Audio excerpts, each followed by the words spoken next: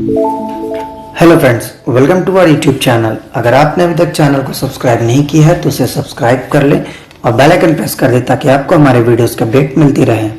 तो चलिए शुरू करते हैं इसी के साथ आज का अपना वीडियो। तो हमारा वीडियो है आज का करंट इश्यूज के ऊपर है और आज का हमारा पहला टॉपिक है financial stability and development council FSDC के हाल ही में काफ़ी चर्चाओं में था पिछले साल, क्योंकि इसमें इसको अमेंड करके इसमें नए मेंबर को जोड़ा गया था। तो सबसे पहले देखते हैं कि FSDC है क्या। तो FSDC बनाया गया था दिसंबर 2010 में, जब हमारा ग्लोबल इकोनॉमिक रिसेशन आया था, और इसको चेयर करते हैं यूनियन फाइनेंस मिनिस्टर यानी कि निर्मला सीतारमण जी। जो इनके मेंबर्स होते हैं वो है member of state in charge of department of economic affairs, secretaries and department of economic affair के, फिर डिपार्टमेंट ऑफ रेवेन्यू के और डिपार्टमेंट ऑफ फाइनेंशियल सर्विसेज के, साथ ही साथ मिनिस्ट्री ऑफ कॉर्पोरेट अफेयर्स और मेटी यानी कि ministry of electronic and information technology जो है हमारा, तो इन सभी के सेक्रेटरीज भी इसके मेंबर होते हैं। इनके साथ साथ chief economic adviser ministry of finance के, RBI गवर्नर, और हमारे जो चेयरपर्सन है सेबी, IRDA, PFRDA और IBBI के। तो इतने सारे लोग इस एजेंसी के मेंबर होते हैं और ये बेसिकली डील करता है उन इश्यूज से जैसे फाइनेंशियल स्टेबिलिटी हो कंट्री में, क्योंकि ये ऑब्वियसली है कि रिसेशन टाइम बना था, तो फाइनेंशियल स्टेबिलिटी सबसे ज़्यादा डील करेगा।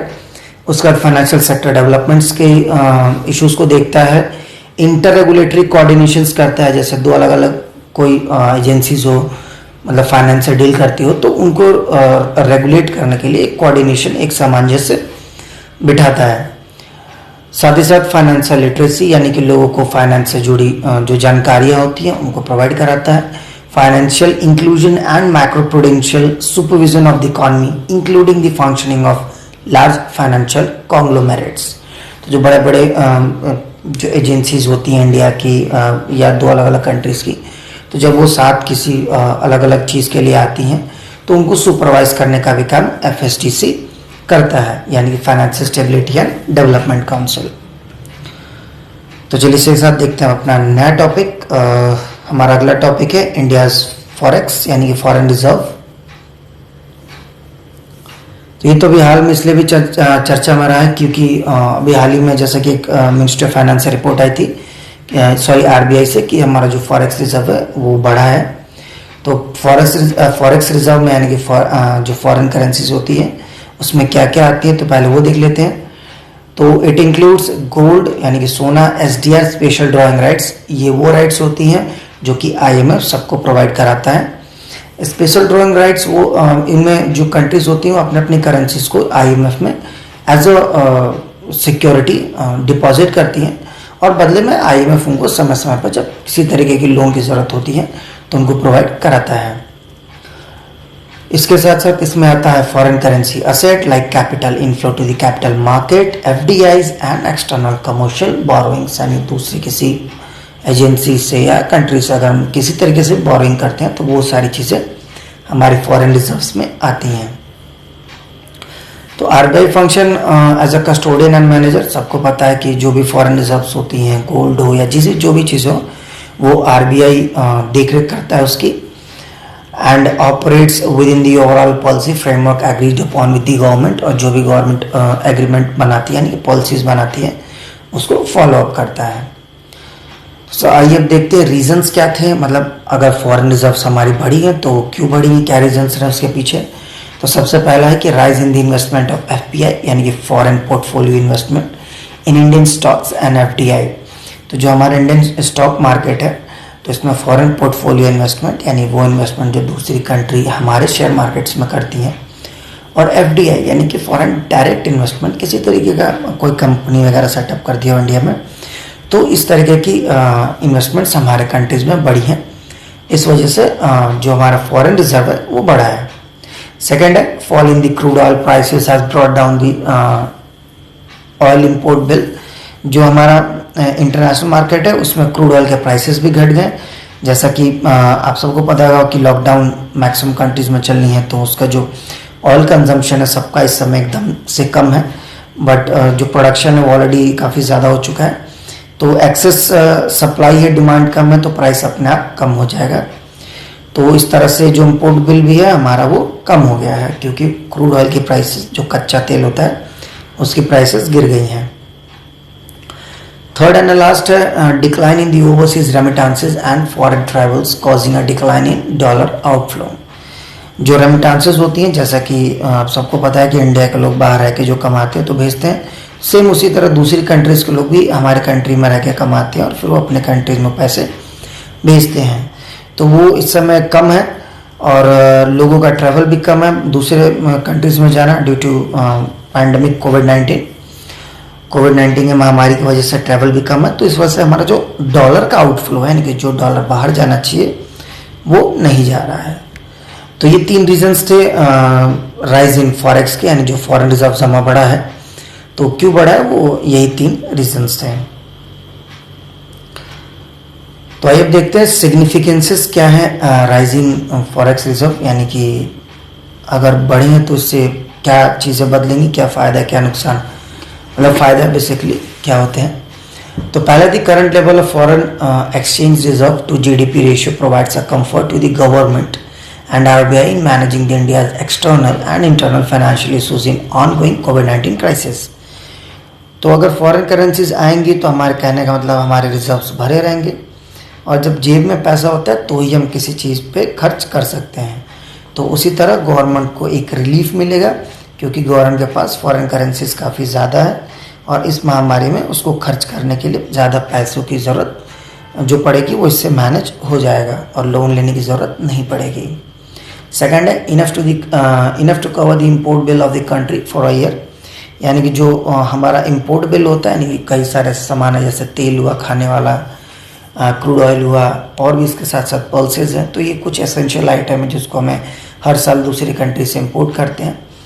तो जो उसका बिल होगा वो हम रीपे कर सकते हैं, क्योंकि हमारे पास फॉरेन रिजर्व काफ़ी ज़्यादा है इस समय। तो लगभग 1 साल का हमारे पास इम्पोर्ट बिल का फॉरेन रिजर्व मौजूद है।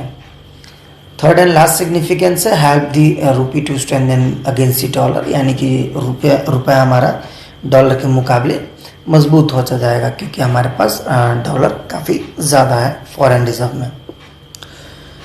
तो उसी के साथ चलिए बढ़ते हैं अपने अगले टॉपिक की तरफ।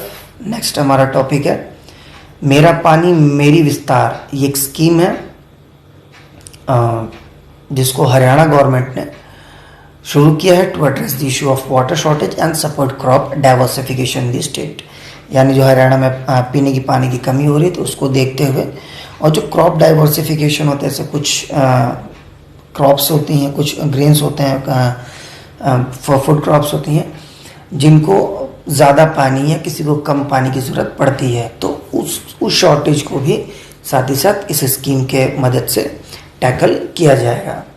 सेकेंड है under this scheme farmers taking up an alternative crops other than the paddy during the season will get an incentive of 7,000 पर एकड़। तो जो ये स्कीम है इसके अंदर जो किसान है जो कि अल्टरनेटिव क्रॉप यानी पैडी यानी चावल के अलावा अगर दूसरा कोई क्रॉप उगा रहा है तो उसको लगभग 7,000 रुपये पर एकड़ के हिसाब से एक इंसेंटिव, एक धनराशि प्रोवाइड कराई जाएगी। थर्ड है farmers can switch to the crops that require less water like maize, bajra, pulses and cotton. अगर जैसे प्रॉपर पानी सबके जगह पहुंच जाएगा तो हम हमेशा एक पैडी ही नहीं बल्कि इनके अलावा भी जो वो खेती भी कर सकते हैं इसमें पानी की कम से कम ज़रूरत होती है, जैसे मेज है, बाजरा है, पल्सेस यानी दाल है और कॉटन है। तो फार्मर इन पे भी स्विच कर सकता है, यानी कि ये क्रॉप्स भी उगा सकता है। फोर्थ है Haryana government will also provide an 85% subsidy to the farmers adopting drip irrigation or other micro irrigation system along with the growing alternatives to the paddy। यानी जो हरियाणा सरकार है वो लगभग 50% का एक सब्सिडी भी देगा, यानी कि एक छूट भी उन किसानों को देगा जो कि ड्रिप इरिगेशन, आजकल नए नए इरीगेशन के फैसिलिटी प्रोवाइड कराई जा रही है।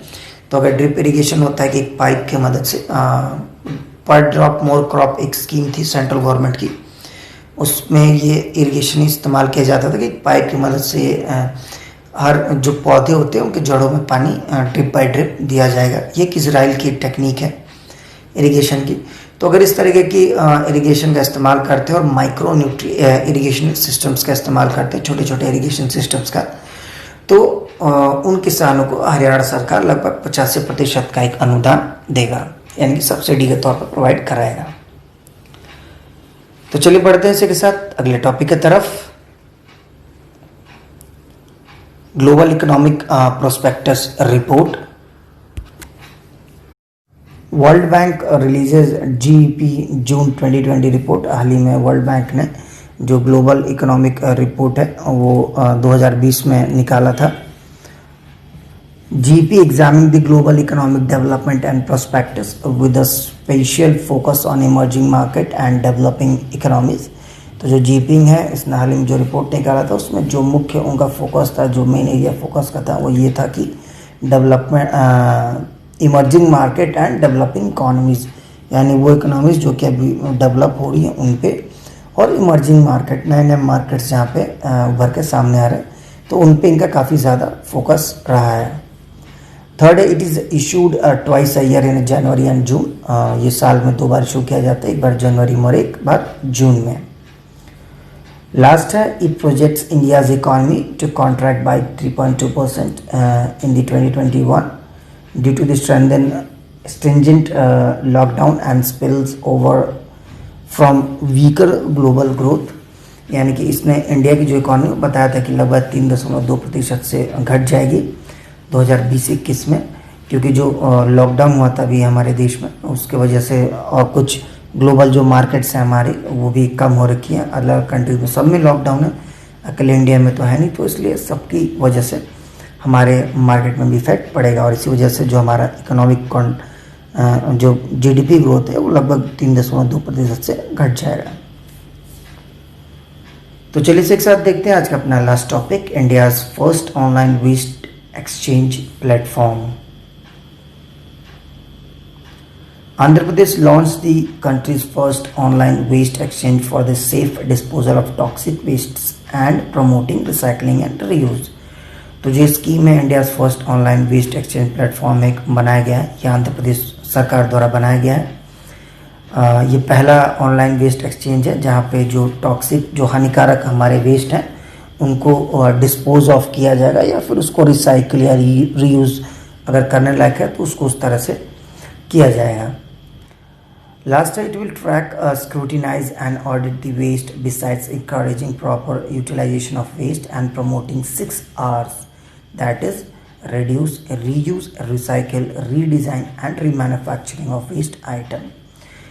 तो ये उन चीज़ों को ट्रैक करेगा, यानी कि देखेगा और स्क्रूटिनाइज करेगा और ऑडिट भी करेगा साथ ही साथ उन वेस्ट को, साथ ही, और इतना ही नहीं बल्कि जो 6 R's हैं, जैसे कि रिड्यूस यानी जो वेस्ट है उनको कम करना, रीयूज़ अगर वो यूज़ करने लायक हो तो आप रीयूज़ कीजिए, रिसाइकल क्या पता अगर हम उसको रिसाइकल करके कोई और प्रोडक्ट बना सकते हैं तो वो, रीडिज़ाइन वेस्ट से कुछ नया डिज़ाइन करके बनाना, या रीमैन्युफैक्चर, या अगर उसको रीमैन्युफैक्चर करने लायक है तो उस तरह से। तो इन 6 R's को भी इस स्कीम में प्रमोट किया जाएगा उन वेस्ट से। तो ये थी स्कीम आंध्र प्रदेश की, और इसी के साथ आज का हमारा वीडियो समाप्त होता है। तो अगर आपको हमारा वीडियो अच्छा लगा तो इसे लाइक करें, शेयर करें और हमारे चैनल को जरूर सब्सक्राइब करें। So people, thank you for watching and bye bye.